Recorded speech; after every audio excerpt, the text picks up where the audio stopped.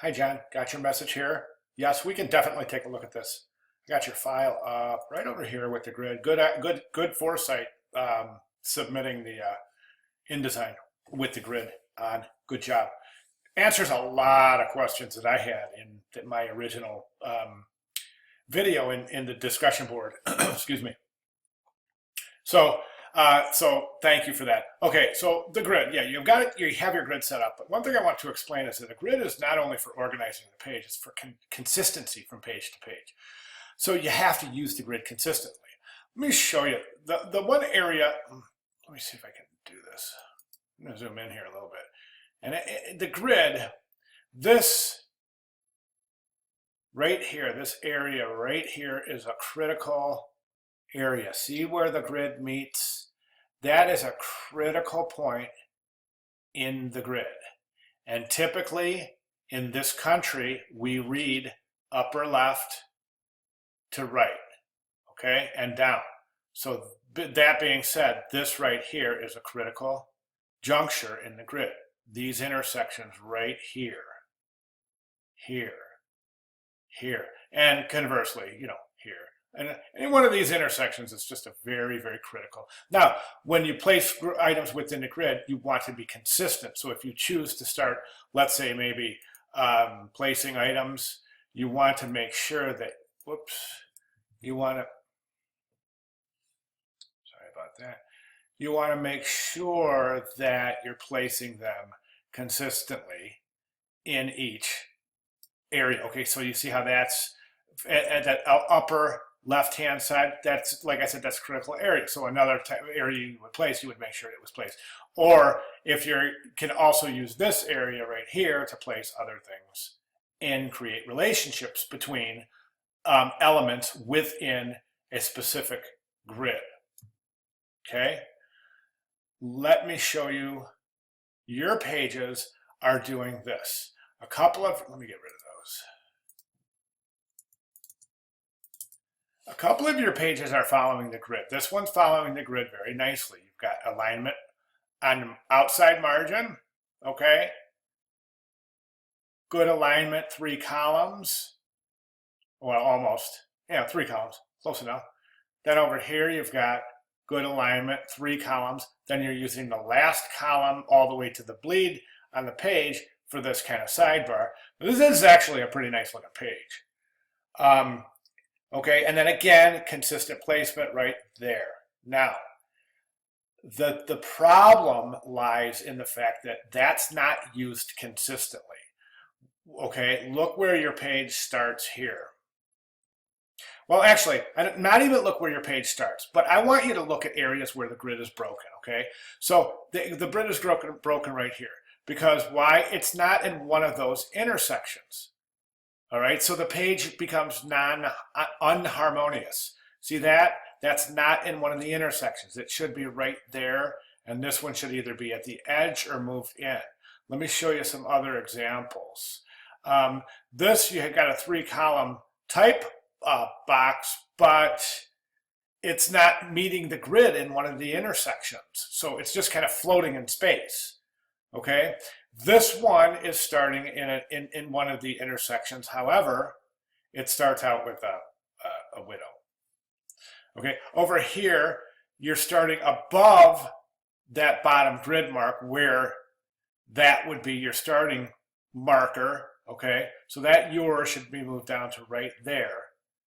Okay, and the problem here is that you've got a 3-column grid, but this one is left aligned, this one's center aligned, this one's right aligned. You don't want to ever do that. You want to stick with consistency. I'm going to show you, and then here's a 2-column grid that is just kind of, it's not placed in any kind of one of these intersections, so it's just, again, it seems to be randomly placed. This one fits very well. That's good placement.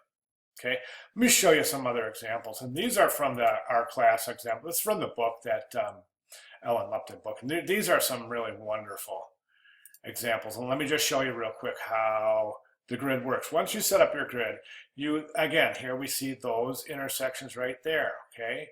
And then we can see how we've got 3 columns here. This one is set up with 2 columns of type, okay? And then 1 column with image and caption. This one's set up with 3 columns of type, but the image is taking up 2 columns, captions taking up 1. Okay, nonetheless, these are all strictly adhering to the grid.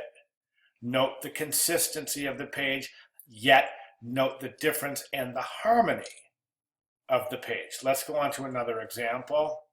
Okay, here's another example. This grid is, again, a 3 by 3. It's got this center, it's got this equal margin, but you got a 3 by 3 grid. This one has two columns of type, 1 column of caption, 1 column of caption, and then the image is just shown a little bit differently. Nonetheless, we're adhering to the grid.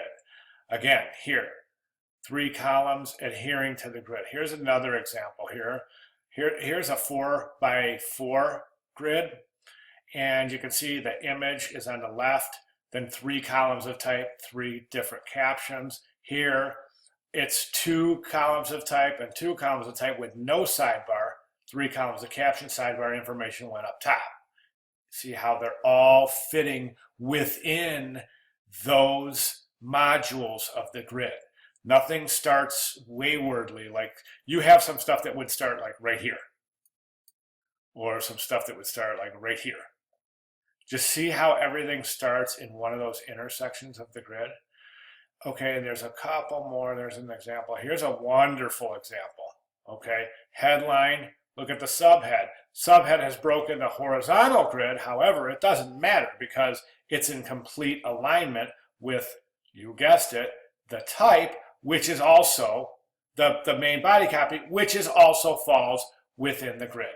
So there's your alignment there. Here's some alignment here. The caption is aligned with the headline. All right, and everything falls within the grid here. See, this is an imperfect alignment because it starts where? At that intersection. Second column, where? At that intersection.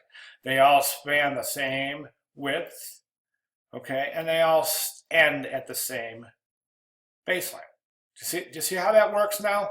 And can you see, here's just some different examples of placement within the grid. These pages would be considered harmonious because the grid is consistent and the elements are placed within a consistent place. There's your starting point right there. That intersection right there is critical, isn't it? Are you starting to see now where that intersection is your starting point of each page? Your entry point per se, per se. Okay? There it is, there it is, there it is, there it is, okay? So do you see what I'm saying? Okay, as opposed to, okay, this starting above the grid over here, and then this starting in the middle of the grid up somewhere and kind of just floating. And then let's look at some other examples. These are all finding their way into the grid.